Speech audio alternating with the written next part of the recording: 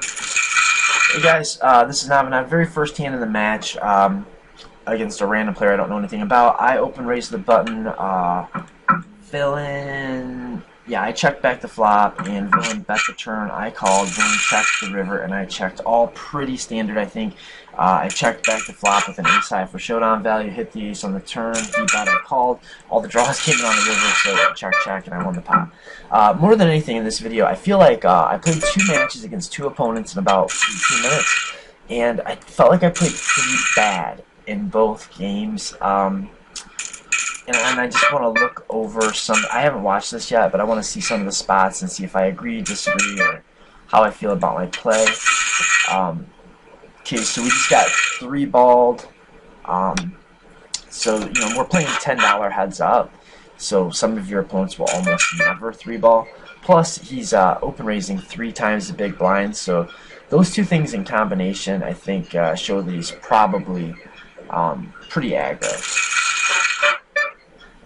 So we flop a gut shot, and I think check call would have been okay, check raise would have been okay. Probably don't want to check fold it, and with the checks back, it's perfect, and it's a perfect turn card to bomb. And it's really goofy when we face this raise, but we improved to a double gutter, and I think we had really good implied odds because basically there's this reverse correlation between implied odds and fold equity. I think our implied odds were good, so our fold equity is probably bad. Like, what do we rep when we bet he raises and we put it in? He's not going to fold a ton, I don't think. He's a very aggressive, weak type player, so he's less likely to fold than other players would be, which is also going to be the case if we think on the river. Plus, our hand is pretty hard to suss out. Our improvement cards are going to be pretty hard to see, which also increases our fold or our implied odds. So all the more reason to just bet call on the turn. Plus, there's a small bet. So I'm pretty fine with how I've played so far.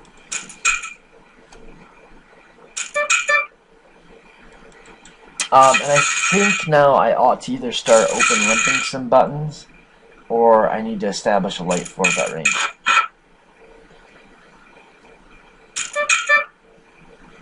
Perfectly good hand to call.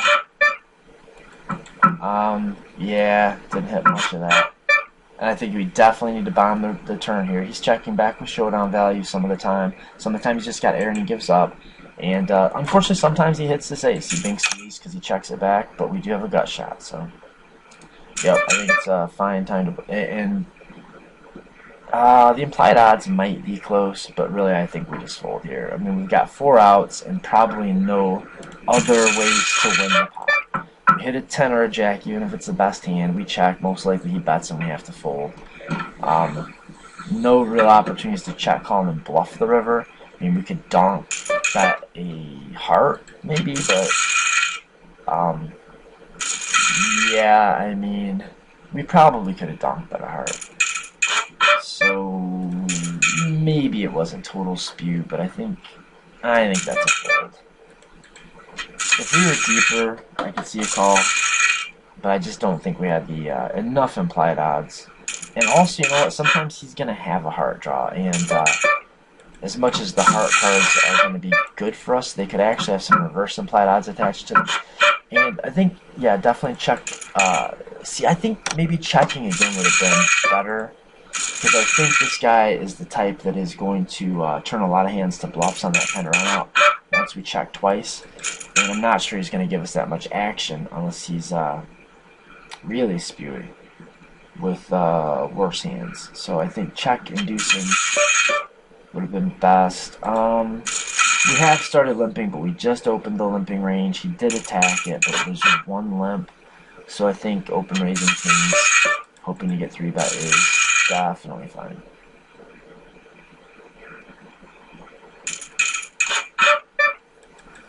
Okay, so I've opened a limping range, which I think is good. And now, if these hands had happened in reverse order, like I limp called 10-9, then I think it would have made more sense to limp the pocket kings. Because by that point, he's seeing that I'm going to be doing like limp calling, and he's got no reason to believe that I'm trapping with like limp raises. I like my call on the flop in position. Paired board, we've got backdoor equity, and he can just check fold a ton of turns. Or if we improve, he can check and fold a lot of turns. If we improve, he can bet, and we can raise, and he can fold, and we can win big pots that way. So I think it was a good float, reasonable float. Yeah, definitely we should blast here. Definitely. Okay, so I felt pretty bad about the way I played, and I do think I made the one mistake. But I don't know, looking back on it, I don't think I did that bad. I'm not sure I like this hand as a limp. I definitely don't like it as a limp call. Yeah, okay, so gotta call this one. I probably am calling twice. He's got draws, he's got air.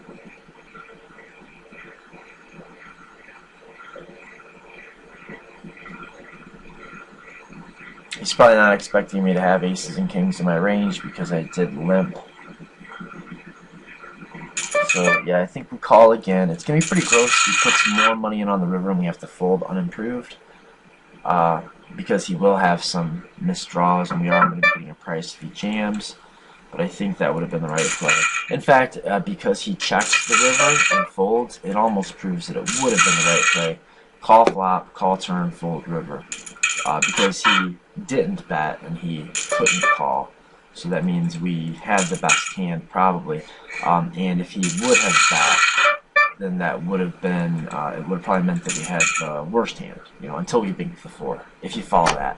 I think this is a spot right here where we can actually, we probably should bet, and it's definitely standard to bet, but checking becomes a viable option against this guy too. Stack sizes as they are, we don't necessarily need a bet to go in on the flop, and we might induce as many bluffs as we get called by second best. I think the reason that, in my opinion, betting gets the nod is because we have seen him check down showdown value, and because we had seen him re-raise us quite a bit post-flop. So, all in all, definitely betting and just getting in there. And you know, that's how you're going to beat maniacal type laggy, hyper lag players.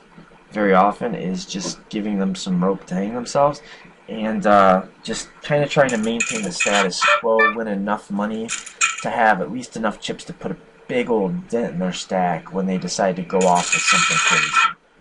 And then you just double through and or stack them.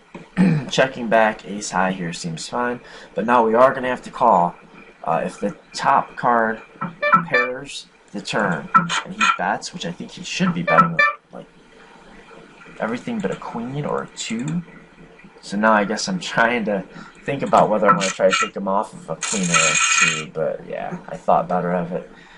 So he did not bet air when he didn't bomb the turn with his air when we checked back the flop, and a card that clearly was not in our range anymore, top pair, comes off on the turn. So that's kind of telling that we might be a little more straightforward playing.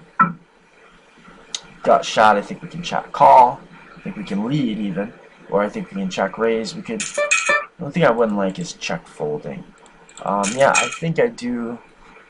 I think check calling or check raising. If we check raise, we've got to bomb a ton of turn cards, but this isn't one of them. It's a really bad card for us to try to rep anything on. And now we pick up enough showdown value that we check and we hope he checks, and we could think about trying to bluff here because most of the stuff he has is better than what we have. So we were kind of at the, I don't know, like probably very, very close between checking and just turning that hand into a bluff.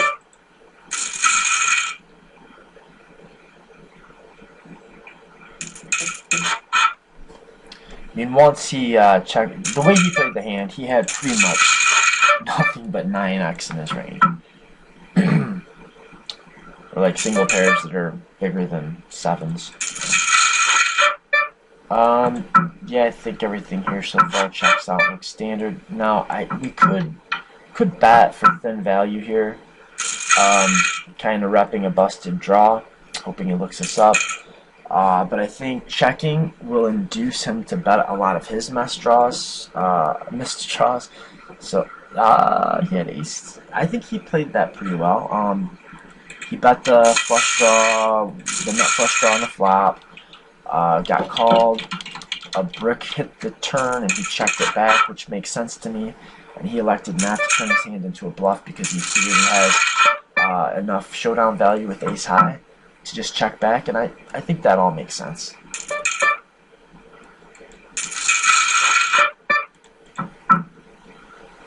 And now I've kind of figured out he's playing more like a regular type game, and I think definitely we're just gonna bluff this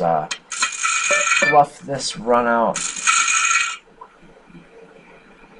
I mean, we tell a pretty compelling story that we've got a boat there, and his range is capped at like what, I don't know, ace highs that he c-bet.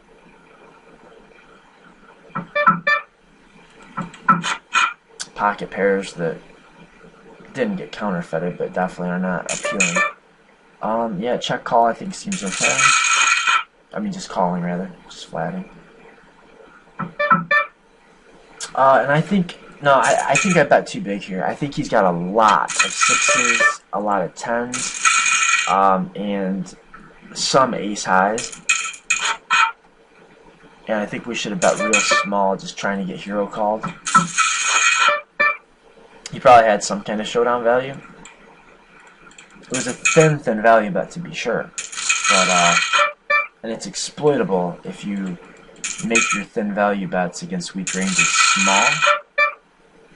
But it doesn't come up all that often, so I'm honestly not that worried about balancing it against an unknown player on Bovada who's not gonna like maybe even ever play me again or know that he's playing me again anyway. This is a pretty tough spot. It doesn't really make sense for him to be value betting or bluffing. It's like, what is his value range here? 3-4? But what's his bluffing range here? Random error that he decided to get goofy with. Okay, so, you know, he limped in with pocket threes, which was weird.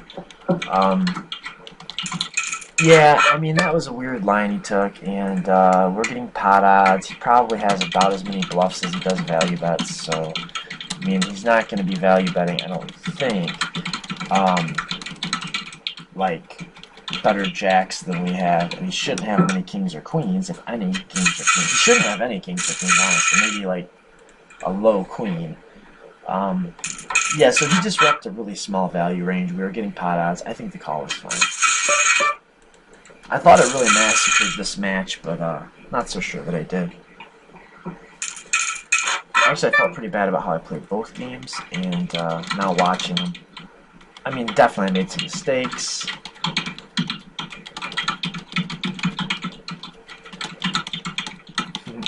I need to stop doing that. I do this a lot, just like trying to like drum up some activity and saying hi and getting my name out, trying to like make a comeback from the dead. I mean, years ago, I was getting thousands of views on PokerTube, a bunch of coaching, and not so many coaching gigs coming my way these days. My YouTube channel's not going that well. And more views on PokerTube in a week than I think I've got all together on this poker. So if you enjoy the content, let me know. Let me know by subscribing. Let me know by liking, and tell your friends about it, because I'm not getting very many coaching gigs off of my YouTube videos. Still getting a little bit from like other places. I probably shouldn't say. But yeah, I mean, this format is kind of like not working out that well for me, the YouTube thing. So I think I have a pretty close call here. But if I expect Villain's going to be competent enough to check raise his draws a pretty good number, or a pretty good percent of the time, then I don't think I'm value betting against enough hands to justify not checking back and taking a pot control line. Also, if we think that we can induce bluffs by checking back, then I think we ought to. It does make rivers pretty hard to play, but I don't think he's value betting a 4 on the turn. very often, and he should have some busted draws and maybe some air. And all we're really losing to is like Ace X that didn't 3-bet pre-flop, and like some random trolls, I guess. But yeah, I mean, we're gonna definitely lose 2 streets on that hand some of the time when we take that line. But I mean, we're gonna lose 2 streets honestly very often when we have pocket kings in a single raise pot, have an ace high flop with a billion draws that are offered. I mean, it's going to be pretty hard when we are beat for us to not lose 2 streets. So we need to focus on the times that we're ahead. How do we get more value? I think we get more value by inducing bluffs and lighter call downs than we do by betting the flop.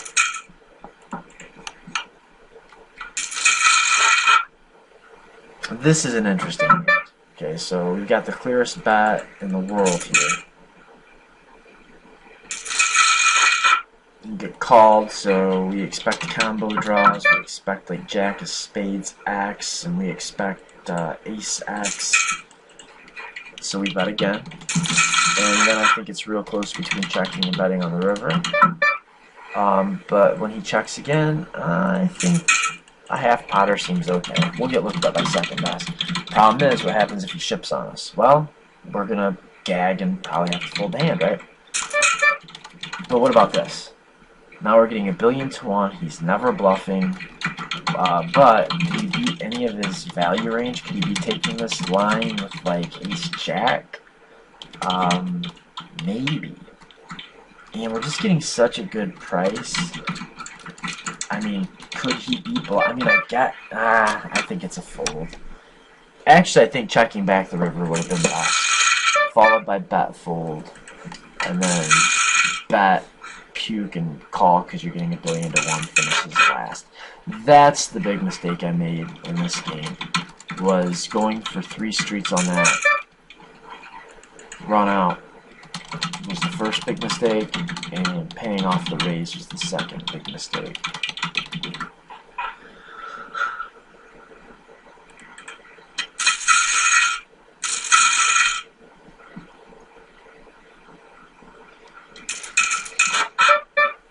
I think it was a pretty thin raise for him too. But yeah, I don't know. What am I saying? His raise with not straight. Well, yeah, Broadway. His raise with Broadway is definitely better than our calling it. Good day, sir. Okay, guys, so that's going to do it. Sorry about the lack of call-outs. I'm just kind of not into it today. I just wanted to look at my play, analyze my own play. Love to get some advice and input. Till next time, good luck.